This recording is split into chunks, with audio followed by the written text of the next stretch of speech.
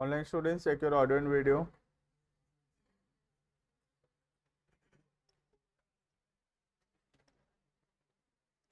ठीक है ना, स्टार्ट करेंगे। पिछले क्लास के अंदर हम लोग पढ़ रहे थे सोशल रेस्पॉन्सिबिलिटी का मीनिंग डिफरेंट पर्सन्स के हिसाब से, राइट।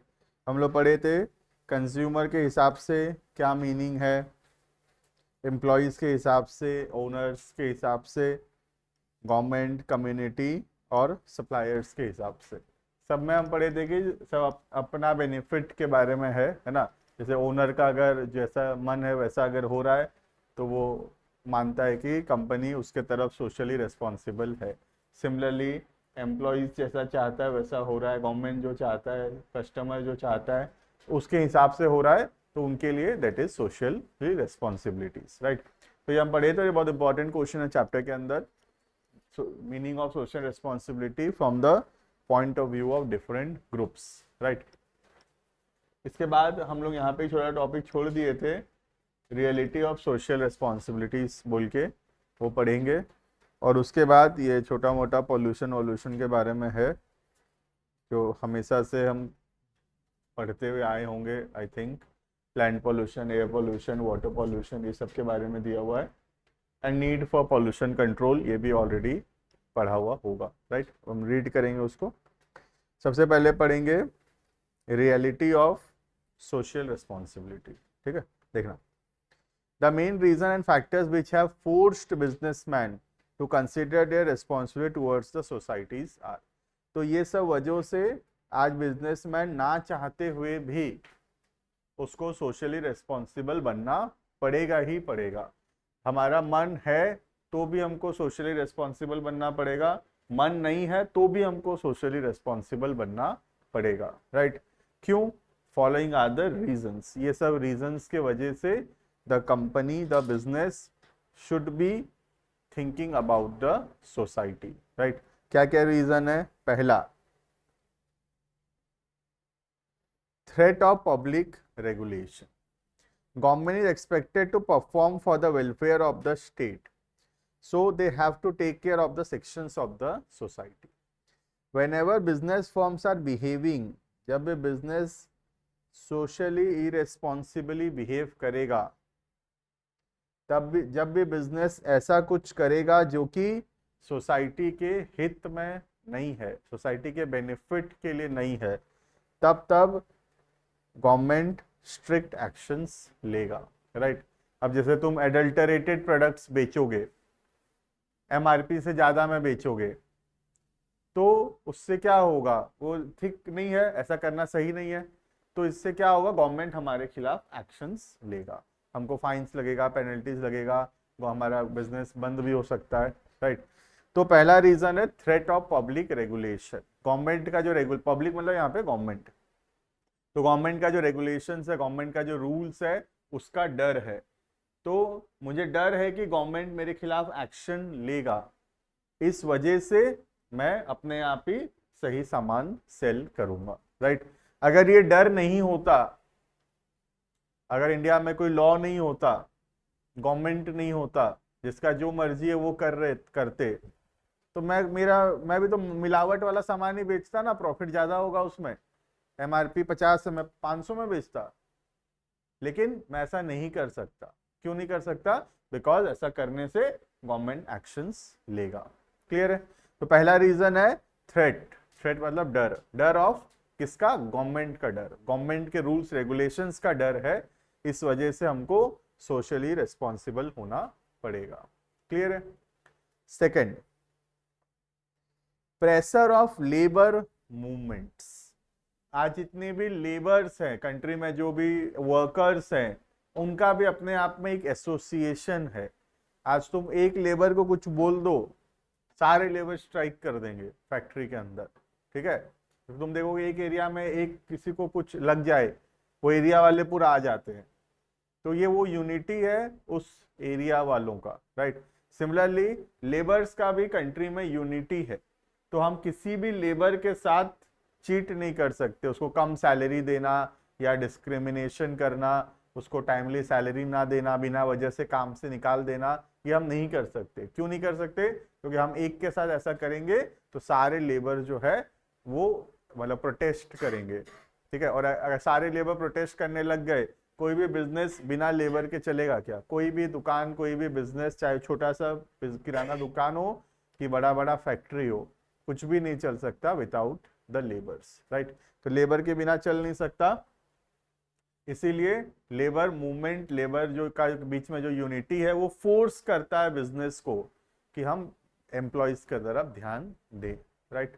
क्लियर है? Nowadays, even labor in our country is getting organized and they are more educated. आज के दिन लेबर भी थोड़े एजुकेटेड है, उनको अपना अधिकार के बारे में पता है। Labour movements also force the business to take care of the welfare of the labor and reward. तो लेबर का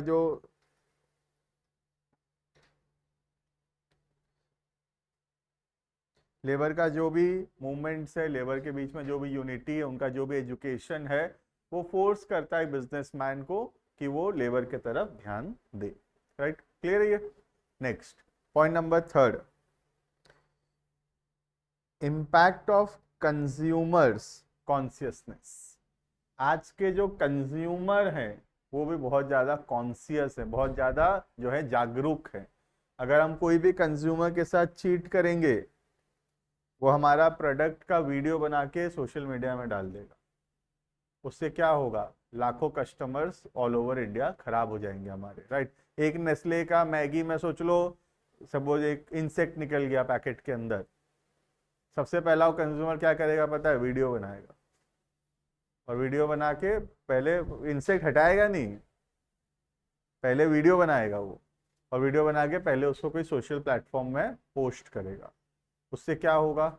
लाखों लोग कंट्री में वो वीडियो देखेंगे, और जब इतने सारे लोग वो वीडियो को देखेंगे तो बहुत सारे लोग जो है वो कंज्यूमर जो है प्रोडक्ट नहीं खरीदेंगे। तो उससे क्या होगा? बिजनेस का नुकसान होगा, राइट। तो आज के दिन में कंज्यूमर भी बहुत ज्यादा जागरूक है, कॉन्शियस है, उसको अपने राइट्स के बारे में पता है। तो हम ऐसे ही किसी को चीट नहीं कर सकते, right. Development of mass media मतलब टीवी, न्यूज़पेपर, ये सब। Education has made consumer more aware of their rights. आज के दिन में कस्टमर जागरूक है अपने अधिकारों के बारे में। In present day market the consumer is considered as a king. Obvious सा बात है, कंज्यूमर जो है वो किंग है, क्योंकि कंज्यूमर से ही तो व्यापार है, कंज्यूमर से ही तो बिजनेस है। कंज्यूमर का ही ध्यान नहीं रख सकेंगे हम लोग तो बिजनेस नहीं हो पाएगा, राइट। तो we should take care of the needs of the consumers. Next, development of social standard for business. According to the new social standards, business as an economic activity is not only earning profit. Business खाली पैसा कमाने के लिए नहीं है आज के दिन, but it should also fulfill its social obligations. समझ में आ रहा है? तो बिजनेस सिर्फ पैसा कमाने के लिए नहीं है, बिजनेस जो है वो अपना सोशल ऑब्लिगेशंस को भी उसको पूरा करना पड़ेगा। ये आज के दिन हर कोई एक्सपेक्ट करता है फ्रॉम अ बिजनेस, तो बिजनेस को फिर वैसा करना पड़ेगा, right. Next, development of business education. Educated and professional businessman prefer to perform social obligations. Educated persons such as consumers, investors, employees or owners have become more sensitive towards social issues. ठीक है, आज के दिन में जो educated है वो ज़्यादा जागरूक है सोशल प्रॉब्लम्स को लेकर, और जो लोग एजुकेटेड हैं, जो हमारे कंज्यूमर, हमारे इन्वेस्टर्स एजुकेटेड हैं, तो वो लोग ज़्यादा अवेयर हैं about the social issues, right. अगर देखो एजुकेशन ही अवेयरनेस लाता है, अगर एजुकेशन ही नहीं होगा तो the person is not even knowing his fundamental rights. उसको अपने अधिकारों के बारे में ही पता नहीं है कि इंडियन कॉन्स्टिट्यूशन उसको क्या क्या राइट्स देता है, राइट। लेकिन अगर कोई एजुकेटेड है तभी तो उसको पता चलता है कि उसका क्या अधिकार है, और वो जानता है कि सोसाइटी में उसको क्या अधिकार उसके पास है और उसको क्या मिलना चाहिए, right. Next, relationship between social interest and business interest. यहाँ पे बोल रहा है कि जो लोग सोशली रेस्पॉन्सिबल हैं उन्हीं को प्रॉफिट होगा, क्योंकि जो सोसाइटी के बारे में सोचेगा वही पैसा कमाएगा, और जो पैसा सोसाइटी के बारे में सोचेगा वही कमाएगा, और जो सोसाइटी के बारे में नहीं सोचेगा वो बिजनेस बंद हो जाएगा और वो प्रॉफिट भी नहीं कमा पाएगा, राइट। तो प्रॉफिट कमाने के लिए हमको सोशल इंटरेस्ट पे भी ध्यान देना पड़ेगा। सोशल इंटरेस्ट मतलब सोसाइटी के तरफ ध्यान देना, बिजनेस इंटरेस्ट मतलब बिजनेस का profit, right. Business enterprise have to realise that social and business interest are not contradictory. ऐसा नहीं है कि ये होगा तो ये नहीं होगा, दोनों हो सकता है। सोसाइटी की तरफ भी हम ध्यान दे सकते हैं, साथ ही साथ प्रॉफिट भी अर्न कर सकते हैं, right. But they are complementary to each other. Complementary पता होगा, पढ़ लिए ये टॉपिक, चैप्टर पढ़ लिए, एक तो डिमांड पढ़े हो, डिमांड ऐसे इकोनॉमिक्स में चैप्टर 11 में कि 12th में है ना, 11 में तो पढ़े होगे सब। ये तुम्हारा सब्स्टिट्यूट और कॉम्प्लीमेंट्री। सब्स्टिट्यूट का मतलब जो टी कॉफी टाइप है ना, जैसे एक होगा तो दूसरा कंज्यूम नहीं होगा, तो उसको बोलते हैं सब्स्टिट्यूट प्रोडक्ट, राइट। और कॉम्प्लीमेंट्री जो होता है वो साथ में डिमांड होगा, जैसे पेट्रोल और कार का एग्जांपल देते हैं यूजुअली, तो कार और पेट्रोल जो है वो जो है कॉम्प्लीमेंट्री गुड्स है, राइट। तो यहाँ बोल रहा है कि सोशल इंटरेस्ट और बिजनेस इंटरेस्ट सब्स्टिट्यूट नहीं है, ये कॉम्प्लीमेंट्री है। मतलब ऐसा नहीं है कि ये होगा तो ये नहीं होगा, ये होगा तो ये नहीं होगा, ऐसा नहीं है, ये कॉम्प्लीमेंट्री है। तुम सोसाइटी की तरफ ध्यान दोगे तो प्रॉफिट भी अपने आप होगा ही होगा। समझ में आ रहा है? तो दोनों कॉम्प्लीमेंट्री है रादर देन सब्स्टिट्यूट, राइट। तो वही बोला है, they are complementary to each other. Today's businessmen have realized that long-term benefit of businesses lies in the serving the society. More business opportunities are available in better society, right? Next, point number 7, development of professional managerial class. Today ownership is separated from management. आजकल क्या होता है, मालिक अलग है और संभाल कोई और रहा है। जैसे यूजुअली मैक्सिमम बिजनेस में ऐसा होता है, जैसे कंपनी में ओनर कौन है, शेयर होल्डर, लेकिन बिजनेस संभालता कौन है, डायरेक्टर, राइट। तो ओनर्स आजकल अलग होते हैं और मैनेजर्स अलग होते हैं। इसी वजह से बिजनेस ज्यादा बेटर मैनेज हो पाता है, क्योंकि ये मैनेजर जो है ये प्रोफेशनली क्वालिफाइड होते हैं, right. Present day professional manager have all together different attitude towards social obligation as compare to attitude of owner manager. Clear है ये? दो एग्जांपल दे रहा हूं तो बता रहा हूं, देखो जहां पे ना ओनर खुद मैनेज करेगा ना, वहां पे ना थोड़ा मैनेजमेंट बल्कि खराब होता है। तुमको अगर मैं बोलूंगा नहीं ना, उससे पहले तुमको उल्टा लगेगा, तुमको लगेगा मालिक देखेगा तो ज्यादा अच्छा होगा, मैनेजर देखेगा तो खराब होगा, लेकिन उल्टा है रियलिटी में। रियलिटी में मैनेजर देखेगा ना ज्यादा अच्छा होता है एज कंपेयर टू ओनर देखे तो। मैं एग्जांपल बता रहा हूं तुमको, जैसे एक रेस्टोरेंट है लेट से, अगर ओनर खुद देखेगा ना, तो ओनर सोच लो एक दिन इवनिंग में कुछ बच गया है, फूड बच गया है, तो ओनर देखेगा तो खुद का नुकसान होगा, पैसा के बारे में सोचेगा, तो ओनर सोचेगा कि हाँ इसको नेक्स्ट डे यूज कर लेते, क्योंकि ओनर को लग रहा है मेरा ही तो नुकसान होगा ये फेंकना पड़ा तो।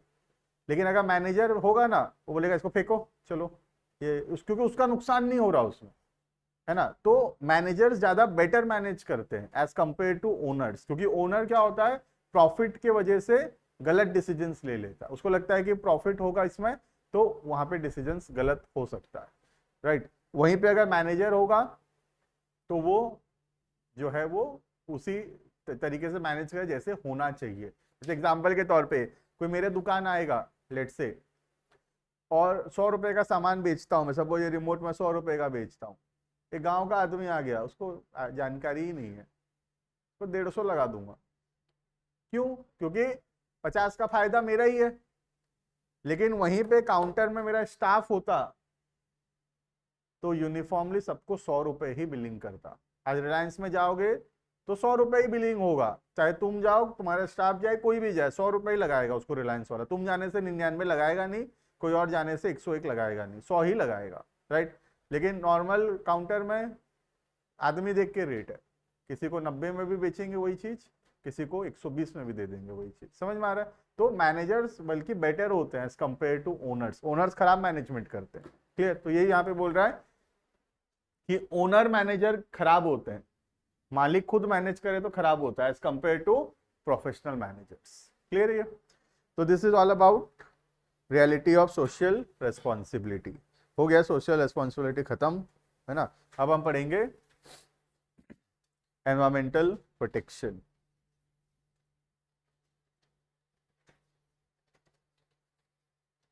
थोड़ा क्विकली रखेंगे रीडिंग, है ना, क्योंकि तो मुझे लगता है कि ये बचपन से पढ़ा हुआ है ना, air water and noise pollution ये सब, ठीक है। देखना, the greatest problem that industries and businesses are creating is that of pollution. आज के दिन बिजनेस में सबसे बड़ा जो इशू है एनवायरनमेंट के तरफ, दैट इज पॉल्यूशन। हमारा हर एक एक्टिविटी पॉल्यूशन क्रिएट करता है, राइट। आज जैसे हम इस क्लासरूम में बैठ के we are creating some amount of pollution for the environment by running an AC, right. एक एसी अगर हम चला रहे हैं क्लासरूम में तो उससे हमारा जो एनवायरनमेंट है वो खराब हो रहा है, राइट। तो द एब्सेंस, लेकिन हम इसको बंद तो नहीं कर सकते, पढ़ा ही नहीं पाएंगे। तो सॉल्यूशन ये नहीं है कि हम वो पॉल्यूशन को चीज को बंद करें, क्योंकि उसके बिना डेवलपमेंट रुक जाएगा। आज इंडस्ट्री प्रोडक्ट बनाएगा तो स्मोक निकलेगा, पॉल्यूशन होगा। सॉल्यूशन ये नहीं कि प्रोडक्ट बनाना बंद कर दे। हम क्या कर सकते हैं, हम कुछ ऐसा कर सकते हैं जिससे हम जितना अमाउंट ऑफ पॉल्यूशन कर रहे हैं वो अमाउंट ऑफ पॉल्यूशन हम जो है वो कंपेंसेट कर दें in the form of let's say planting trees या कुछ और तरीके से, right. The absence of effective legal control system has also encouraged many air and water polluting industries being set up in urban areas. Although government is taking measures to make the large industries from urban areas, but small and medium scale industries are still existing in urban areas. तो बड़े industry तो आजकल तो ठीक हो गए हैं, जो छोटे छोटे इंडस्ट्रीज हैं ये सब बहुत पॉल्यूशन कर रहे हैं, क्योंकि बड़े बड़े इंडस्ट्रीज में गवर्नमेंट स्ट्रिक्ट एक्शंस ले चुका है। हम ऐसे ही स्मोक नहीं छोड़ सकते एयर में, उसको फिल्टर करना पड़ेगा। हम ऐसे ही वाटर नहीं छोड़ सकते मतलब लैंड में, हमको उसको मतलब करना पड़ेगा, फिल्टर करके ही छोड़ सकते हैं। तो बड़े इंडस्ट्रीज तो सब फॉलो करना पड़ रहा है उनको। ये जो छोटे छोटे इंडस्ट्रीज हैं, small and medium industries in urban and rural areas, वो लोग अभी उतना ये सब फॉलो नहीं कर रहे हैं, right. Next, causes of environmental pollution. तो तीन मेन है, first is air pollution, water pollution and land pollution, ठीक है। Air pollution, as we know, mixing of harmful gases into the air which degrades the quality of the air that we breathe, right? That is basically air pollution. Main reason है ये जो smoke निकल रहा है from the industries, from the vehicles that we are using, या suppose AC चला रहे हैं तो उसके वजह से जो problems हो रहा है, right? Air pollution refers to injection of harmful substances in the atmosphere, which results into lowering the quality of air we breathe in. Air pollution is a serious problem for the whole world as it has created a hole in the ozone layer. पता होगा ozone layer deplete हो रहा है. Smoke, chemicals emitted by the factories and smoke emitted by the vehicles are the main causes of air pollution. Main reason है जो smoke निकल रहा है from the factories and from the vehicles, right? Vehicles का जो problem है बहुत हद तक धीरे धीरे सॉल्व हो रहा है with the introduction of EV, right? तो EV इसी वजह से गवर्नमेंट प्रमोट कर रहा है just to reduce the amount of air pollution. Air pollution reduce करने के वजह से, right? और आज से जो इंडिया का विजन है उसके हिसाब से by 2030 the government has planned to मतलब बंद कर देना the diesel and petrol vehicles जो होगा गवर्नमेंट उसको धीरे धीरे बैन करने वाला है। पैसेंजर सेक्टर में मतलब हमारा स्कूटी या कार ये सब बैन हो जाएगा। जो ट्रक व्रक है वो अभी डीजल पे ही चलेगा, क्योंकि उसके लिए अभी उतना स्ट्रॉन्ग बड़ा उतना ईवी अभी डेवलप हुआ नहीं है, राइट। लेकिन ये जो पैसेंजर सेक्टर है, जो पर्सनल यूज व्हीकल्स है, जैसे स्कूटी हो गया, बाइक हो गया, कार हो गया, ये सब बाय द ईयर 2030 जो है वो ये सब बैन ही हो जाएगा। हम यूज ही नहीं कर सकते डीजल और ये सब जो है उसको नया नहीं खरीद सकते, जो है उसको धीरे धीरे फिर सेल करना पड़ेगा। 5 साल और टाइम दे देगा, 2035 तक उसको बेचना पड़ेगा, राइट। और अभी भी कितने लोग शिफ्ट हो ही चुके होंगे, आई थिंक अभी तुम में से भी कोई 2-4 जन तो लाए होंगे अभी इलेक्ट्रॉनिक व्हीकल। लाए हो कोई ईवी? एक और दो, देखो क्लास में 2-3 हो गए, एक है मतलब ना, 2-3, तो क्लास में ही 5-4 व्हीकल्स में आई थिंक 40-50% व्हीकल ईवी हो गया है। और by the year 2030 you will see a 100% shift towards the electronic vehicle. Reason first, cost efficient, सबसे बड़ा रीजन है कॉस्ट एफिशिएंट है। डीजल पेट्रोल भराएंगे, पेट्रोल जैसे भराएंगे तो एक्सपेंसिव है वो, प्लस बार बार भराने जाने का भी तो दिक्कत है, खाली पैसा का बात नहीं है, भराने भी तो जाना पड़ेगा, लाइन में लगना पड़ेगा पेट्रोल पंप में। लेकिन यहाँ पे जो स्कूटी बाइक है हम खुद घर में चार्ज कर सकते हैं, राइट। तो उसके लिए हमको कहीं जाने का जरूरत नहीं है। तो एक तो कॉस्ट एफिशिएंट है और दूसरा कहीं जाने का भी जरूरत नहीं है, टाइम भी हमारा सेव हो रहा है। प्लस बहुत सारा फीचर्स भी आ गया धीरे धीरे, जैसे पापा देखते रहते हैं जीपीएस में कहाँ जा रहा है बेटा, है ना।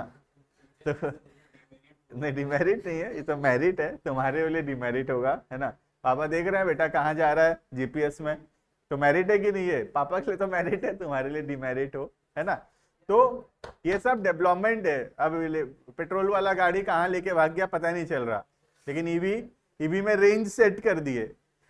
रेंज सेट होता है ना, 15 किलोमीटर का रेंज, उससे बाहर स्कूटी जाएगा ही नहीं, स्कूटी बाहर बंद हो जाएगा स्कूटी, और रेंज से बाहर जाओगे तो कहीं जा ही नहीं सकते। समझ में आ रहे थे? मैं पता होगा, आई थिंक तुमको तो पता होगा, बहुत लोग यूज कर रहे हैं।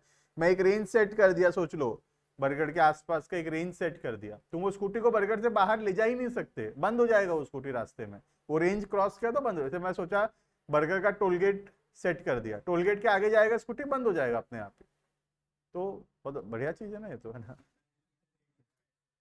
नहीं, अच्छा चीज है, तुम्हारे लिए खराब होगा, है बढ़िया। Next water pollution. सेम ये सब चीज जो एयर में मिक्स हो रहा है, यही सब चीज अगर वाटर में मिक्स हो और वाटर को पॉल्यूट करे, then it is water pollution, right. बात नहीं करो, भविष्य खराब हो जाएगा। इधर देखो water pollution refers to dumping of chemicals and other waste in river, lakes, etc. Generally, the factories located near the river streams dump their waste into river, lakes, streams, etc. thereby causing pollution, right? जाने अनजाने में हम सब के वजह से water pollution होता ही है, ठीक है। जैसे हम जाके यहाँ पे पूजा बिठाए और ले जाके गणेश भगवान को नदी में डाल दिए, तो भगवान तो ठीक है, आइडियल जो है वो तो ठीक है मिक्स हो जाएगा अगर मिट्टी का होगा तो, पर आजकल वो जो पीओपी वाला है वो मिक्स नहीं होता है, पहली बात, कॉजिंग वाटर पॉल्यूशन, राइट। मिट्टी का है तो मिक्स हो जाएगा, लेकिन साथ में जो पूजा सामग्री डाल देते हो लेके, हाँ मतलब कोई पर्टिकुलर पूजा का नहीं बोलना चाहिए, बट ओवरऑल जो है वो होता ही है। अब वो दिवाली की वजह से भी होता है, तो वो छठ पूजा की वजह से भी होता है, तो वो कोई और पूजा की वजह से भी होता होगा। तो हर पूजा के वजह से, चाहे वो कोई भी पूजा हो, हर के वजह से वो होता ही है ना। नेक्स्ट है लैंड पॉल्यूशन।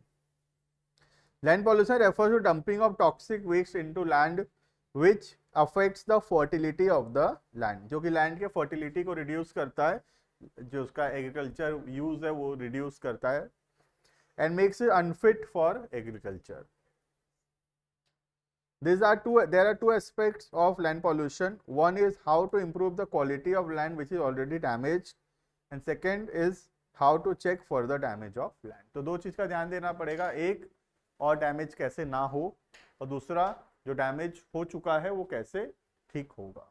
क्लियर है? तो there are 3 types of pollution. Air, water and land pollution. फिर ये मेरा मानना है कि सिलेबस में नहीं था, बट अगर जिसके स्कूल में पढ़ा रहे हैं तो देख लेना, पढ़ लेना, ठीक है, मैं पढ़ा दिया हूँ। नीड फॉर पॉल्यूशन कंट्रोल, ये भी मेरे हिसाब से तो नहीं है, बट फिर भी हम लोग पढ़ लेंगे, ठीक ना। क्यों, क्या जरूरत है पॉल्यूशन कंट्रोल करने का, ठीक है। पहला, to ensure safety, due to environmental pollution and smoke the visibility is reducing. ये तो महसूस करोगे जब दिल्ली जाओगे, तो दिल्ली में the visibility in the winters is less than 2 metres. जैसे मैं यहाँ खड़ा हूँ ना, मुझे वो दीवार नहीं दिख रहा है, ऐसा हालत है दिल्ली में विंटर्स में, दिसंबर एंडिंग में, जनवरी फर्स्ट वीक में इतना खराब हालत होता है, due to winter smoke first and due to pollution, दोनों जब मिक्स हो जाता है, पॉल्यूशन तो है ही, पॉल्यूशन के साथ जब विंटर का जो फॉग होता है मिक्स हो जाता है, तब मैं तो अभी 2 साल पहले गया था, यही दिसंबर के टाइम में गया था, और वो गाड़ी जो है, जो चला रहे हैं वहाँ के ड्राइवर, वो वहीं के ड्राइवर ही वहाँ चला सकते हैं और कोई नहीं चला सकता, उनका अपना एक एस्टिमेशन है, एक अपना टेक्निक है। मुझे सामने जैसे यहाँ खड़ा हूँ तो उधर नहीं दिख रहा है, और वो 60 70 80 में चला रहा है रेगुलर। उसका मैं जो समझा वो क्या बोला, तुमको भी आइडिया होना चाहिए, इसलिए बता रहा हूँ। जैसे ये रोड है, ठीक है, let's say the vehicle is here, ये नहीं दिख रहा है, visibility is no visibility is there, ठीक है, तो चांसेस है कि जो गाड़ी है वो रोड से मतलब बाहर चला जाए, ऐसा चांसेस है। उनका एस्टिमेशन है, बस ये जो एक व्हाइट लाइन होता है यहाँ, देखे होगे एक रोड में एक व्हाइट लाइन होता है, बस वो व्हाइट लाइन के पूरा साथ साथ में चल रहा है। उनको पता है कि व्हाइट लाइन छोड़ना नहीं है, तो व्हाइट लाइन जैसे अगर सोच लो व्हाइट लाइन टर्न होने लग गया, तो वो भी गाड़ी सिमिलरली टर्न करने लग जा रहे हैं। व्हाइट लाइन इधर टर्न हो रहा है तो व्हाइट लाइन के हिसाब से चल रहे हैं, सामने दिख कुछ नहीं रहा है, व्हाइट लाइन के बेसिस पे चल रहे हैं। तो फिर मैं उससे पूछा कि सामने एक व्हीकल होगा तो कैसे पता चलेगा, तो बोला सामने जो भी व्हीकल होगा, अगर होगा तो इंडिकेटर ऑन जरूर किया होगा दिल्ली में, अगर दिल्ली का ड्राइवर है, दिल्ली का गाड़ी है, उसका इंडिकेटर ऑन होगा। तो जहां अगर सामने इंडिकेटर नहीं दिख रहा मतलब सामने गाड़ी नहीं है। तो 2 बेसिस है, एक इंडिकेटर नहीं दिख रहा तो सामने गाड़ी नहीं है, हाँ दिख कुछ नहीं रहा, इंडिकेटर खाली देखना है, येलो कलर का इंडिकेटर जो जल रहा है वो हो रहा है, चल रहा है कि नहीं, ठीक है। 2 एस्टिमेशन से गाड़ी चल रहा है, पहला इंडिकेटर नहीं है, इंडिकेटर नहीं है तो गाड़ी नहीं है सामने, तो सामने तो गाड़ी नहीं है, कोलिजन का चांसेस 0 हो गया। सेकंड, ऑफ द रोड जाने का जो चांसेस है वो चांसेस इस व्हाइट लाइन के बेसिस पे चल रहा है, तो इस पे तो गाड़ी चल जाएगा। फिर मैं सीखा कि हाँ यहाँ पे ऐसे गाड़ी चला रहे हैं लोग, राइट। मैं बता रहा हूँ, अगर मतलब मैं तो जस्ट अभी का बात है, तुम ड्राइवर को बोलोगे गाड़ी रोक दे साइड में, मैं कल सुबह जाऊंगा, ऐसा हालत है, लेकिन फिर भी वो बोला कुछ नहीं होगा चलो बोलकर वो आराम से चला रहा है, आराम से लेके जा रहा है, कोई प्रॉब्लम नहीं है, राइट। तो this is the amount of pollution जो वहां है वो बता रहा हूँ, ठीक है। नेक्स्ट पढ़े आगे, कभी चलाना पड़े इसलिए बता दिया क्योंकि क्या पता ना लाइफ में क्या सिचुएशन आ जाए, तो ये 2 बेसिस पे गाड़ी चलता है सामने, ठीक है अच्छे से नहीं पढ़ने से रैपिडो चलाओगे तो फिर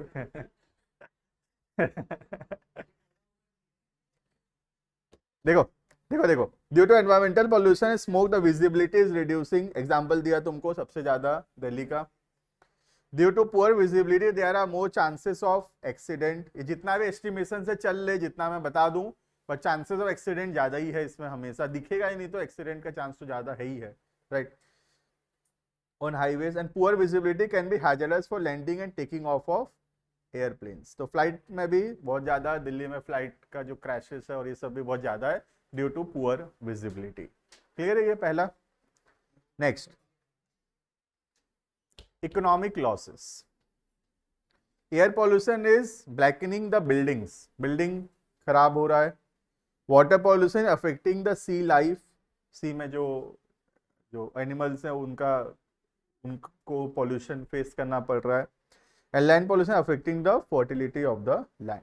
All these are bringing heavy economic losses for the country. For example, Taj Mahal is losing its beauty due to pollution caused by industries around it. Right? तो इसीलिए अभी के, मैं तो अभी बहुत दिन हो गया ताजमहल गए हुए, बट जब मैं गया था 10 साल पहले, उस समय भी ताजमहल के 10 किलोमीटर के आसपास कोई भी व्हीकल चलाना अलाउड ही नहीं है।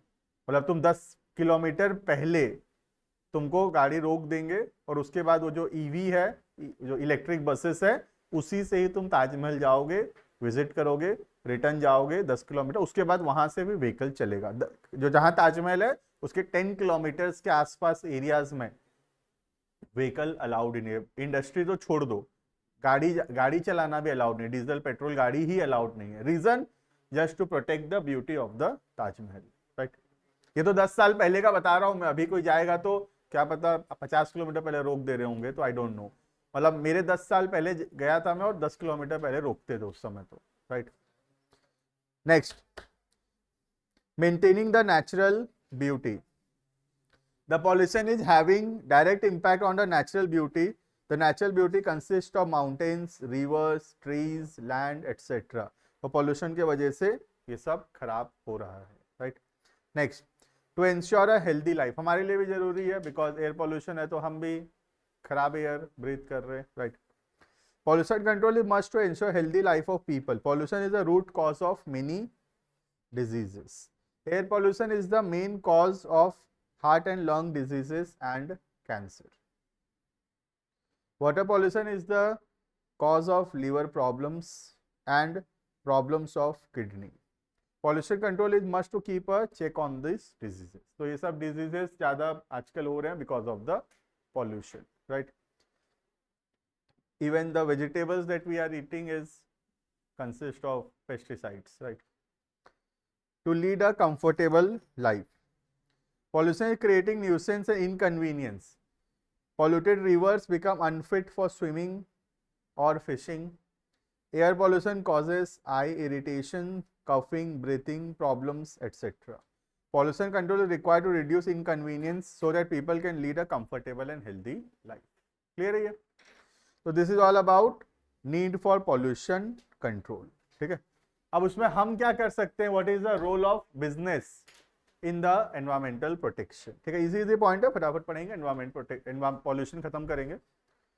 पहला, making use of eco friendly techniques. हमारे टेक्निक्स ऐसे होना चाहिए जो प्रोडक्ट तो बने बट एनवायरमेंट को नुकसान ना पहुंचे। सेकेंड, रिसाइकलिंग पता होगा, रीयूज करना।